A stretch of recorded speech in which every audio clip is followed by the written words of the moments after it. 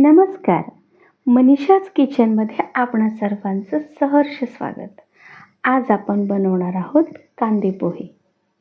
कांदे पोह्यांशी आपल्या सर्वांच्या आठवणी खूप छान निगडीत आहेत. काही हळूवार क्षणही आपल्याला आठवले असतील, पण आजचे आपले कांदे पोहे हे बनवायचे कसे यासाठी आहे.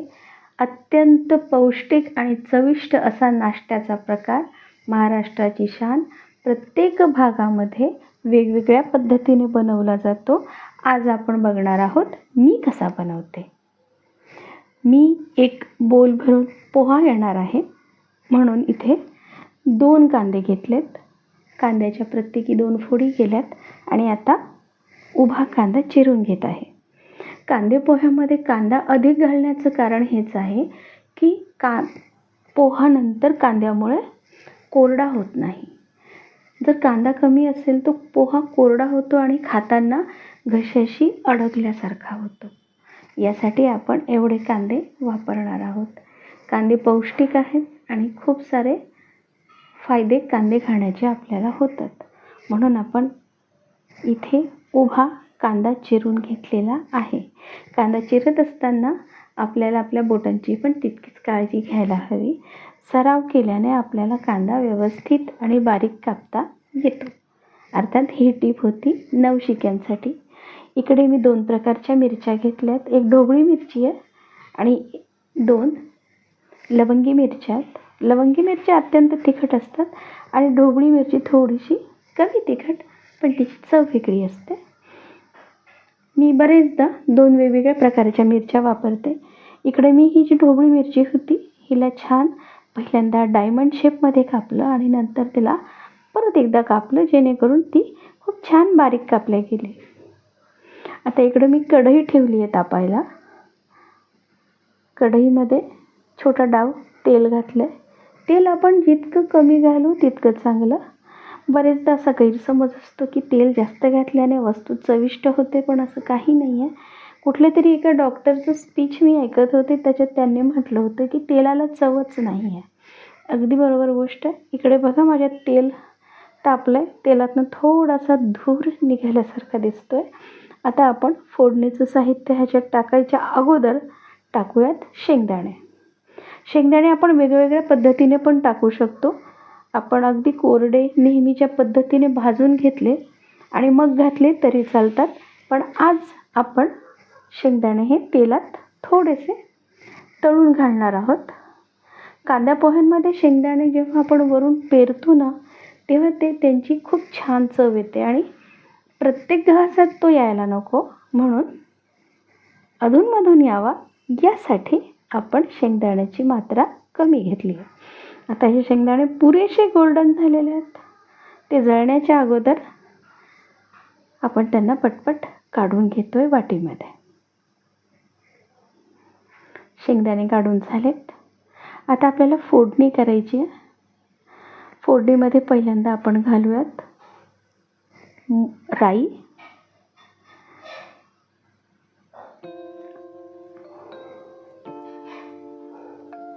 इकडे मी फोडणीमध्ये राई घातलेली आहे.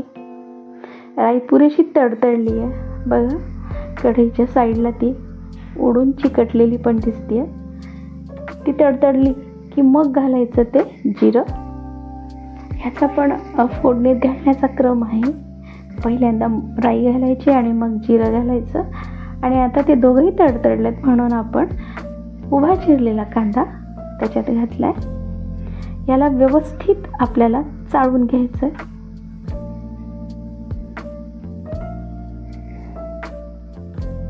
कांद्यामध्ये आपल्याला आता थोडंसं मीठ घालायचं.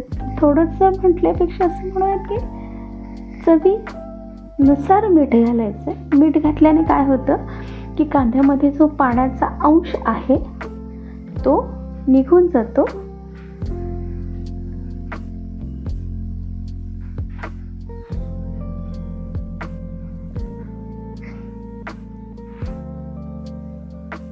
इकडे मी सैंधव मीठ घातलंय.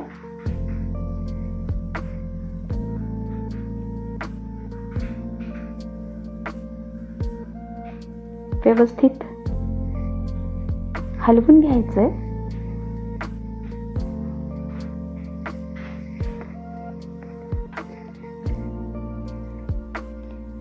ह्यानंतर घालूयात हळद. हल्ली मी मसाल्याचा डबा किंवा मिसळण्याचा डबा नाही वापरत. प्रत्येक मसाल्यासाठी मी छोट्या छोट्या काचेच्या एअरटाईट बाटलींचा वापर करते, जेणेकरून ते छान फ्रेश राहतात. इकडे आपण हळद आणि मीठ घातलेलं आहे आणि कांदा परतून घेतोय. आपला महत्त्वाचा घटक टाकायचा राहिला आहे, जो आत्ता आपण टाकणार आहोत ते आहे मिरची. आता मिरची घातली आहे. आता मिरचीसोबत कांदा छान परतून घ्यायचा आहे.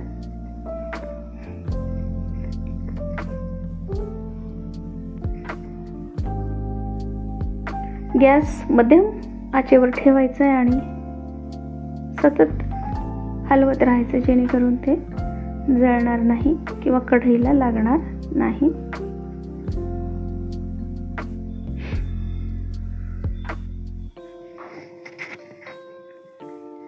इकडे कांदा आणि मिरची व्यवस्थित परतून झालेली आहे. आपण तेल कमी घातल्यामुळे आपल्याला परतण्यासाठी हा वेळ जास्त लागतो. वेळ जास्त लागला तरी चालेल, पण आपल्या पोटामध्ये तेल अतिरिक्त जायला नको आहे. आता ह्याच्यामध्ये आपण टाकूयात पोहा. पोहा छान व्यवस्थित अगोदर निसला, मग चाळणीने त्याला चाळला, जेणेकरून त्याच्यात जी काही पावडर असेल किंवा छोटे छोटे तुकडे असतील, कचरा असेल, तो सगळा निघून जाईल. मग स्वच्छ धुतला, चाळणीत काढून घेतला. त्याला तुम्ही रोवळी पण म्हणू शकता. मग तो कोरडा झाल्यावर, म्हणजे त्यातलं सगळं पाणी निघून गेल्यावर, आपण त्याला टाकणार आहोत कढईमध्ये.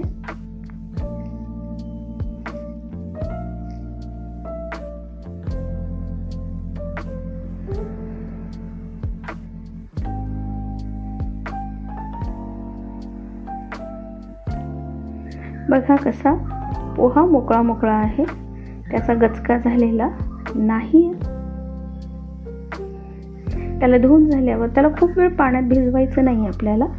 त्याला धुवून झाल्यावर आपल्याला लागलेच चाळणीमध्ये किंवा रोवळीमध्ये काढून घ्यायचं आहे. आणि आता ह्याला व्यवस्थित एकत्र करणं, एवढंच काम बाकी राहिलेलं आहे.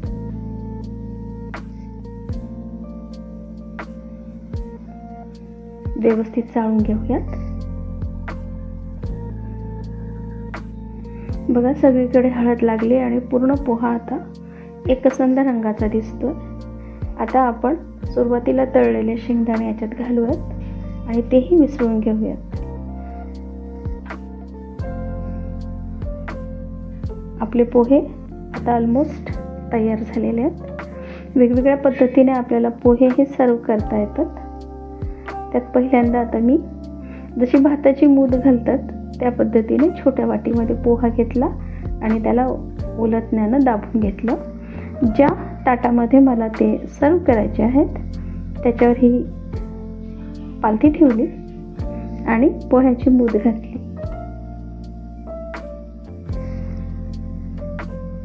मूद नसेल घालायची तर अशा पद्धतीनेही आपण नॉर्मल त्यांना सर्व करू शकतो, एका छोट्याशा लिंबूच्या फोडीने. सगळ्यांनी एन्जॉय करा. धन्यवाद.